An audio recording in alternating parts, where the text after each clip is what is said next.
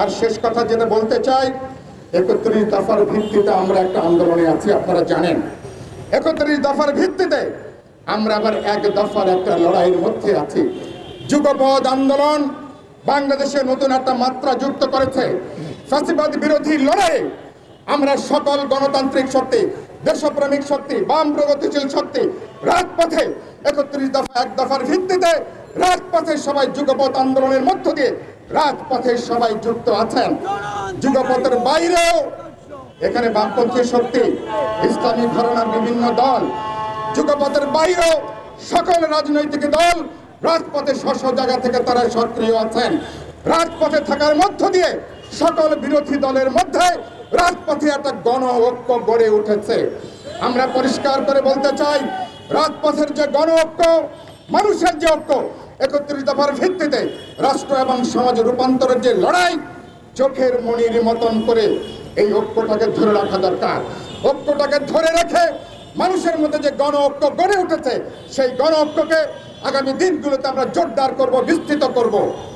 ইতিমধ্যে দেশ ছেড়ে আন্তর্জাতিক সম্প্রদায় যারা বাংলাদেশে আরো বসন্ত দেখছেন, গতকালে আমি বলেছি বাংলাদেশের মানুষের যে পঞ্জীভূত ক্ষোভ, যে কোনো সময় যে কোনো মুহূর্তে রাজপথে এটা বিক্ষোভে এটা ফেটে পড়তে পারে এবং এই সরকারকে কান ধরে পদত্যাগে আমরা বাধ্য করব।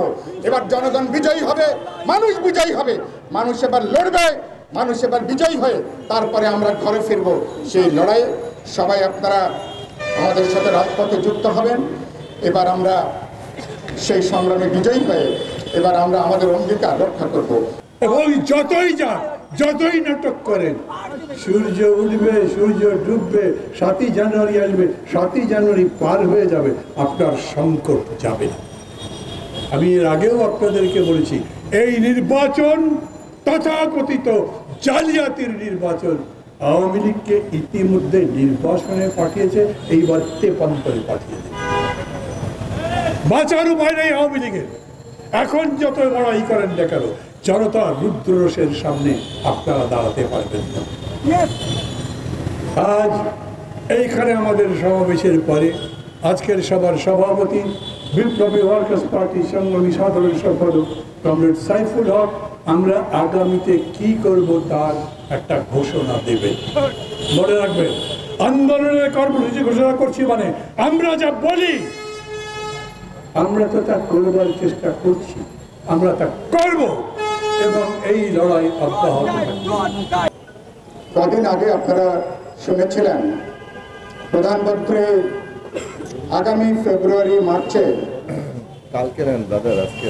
দেশ একটা দুর্ভিক্ষের মধ্যে পড়বে। তিনি সে ব্যাপারে একটা আশঙ্কা প্রকাশ করেছেন, অগ্রিম তিনি ঘোষণা দিয়ে রেখেছেন। পরিস্থিতি যে খুবই শোচনীয়। সরকার যে বাজার নিয়ন্ত্রণ করতে পারছে না।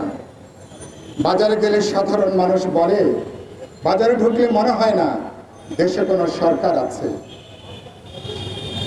বাজারে একটা পরিকল্পিত একটা নৈরাজ্যের মধ্য দিয়ে পুরো বাজার এখানে চলছে। আমাদের নেতৃবৃন্দ বক্তব্য রেখেছেন এবং বাজার সিন্ডিকেট এবং সরকার এখন তারা একাকার। এদের থেকে পার্থক্য করবার কোনো সুযোগ নাই। আমাদের এলসি খোলা যাচ্ছে না। আমদানি রপ্তানি বাণিজ্যের অবস্থাও খুবই শোচনীয়। এখনো পর্যন্ত ডলারের মজুদ খুবই উদ্বেগজনক পর্যায়ে। অনেকের আশঙ্কা আগামী জানুয়ারি থেকে দুর্ভাগ্যক্রমে যদি এই সরকার যে খেলায় মেতে উঠেছে তার জন্য বাংলাদেশের জনগণের বিরুদ্ধে যদি অর্থনৈতিক বাণিজ্যিক বিভিন্ন শাস্তিমূলক ব্যবস্থা যদি জারি হয়, তাহলে আমাদের অবস্থা কোথায় যাবে? সম্ভাব্য একটা দুর্ভিক্ষ, না খাওয়া পরিস্থিতি, সেই পরিস্থিতির মুখোমুখি হতে যাচ্ছে। যে দল 15 বছর ধরে ক্ষমতায় আছেন, এদের দায় দায়িত্ব তারা গ্রহণ করতে পারছেন না। আবার বিএনপি সহ বিরোধী দলের উপরে ওই দুর্ভিক্ষের অগ্রিম দায়ভার তারা চাপিয়ে দিচ্ছেন।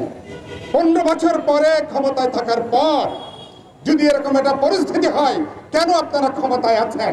কেন অনতি বিলম্বে ক্ষমতা থেকে আপনারা বিদায় নিচ্ছেন না? আপনারা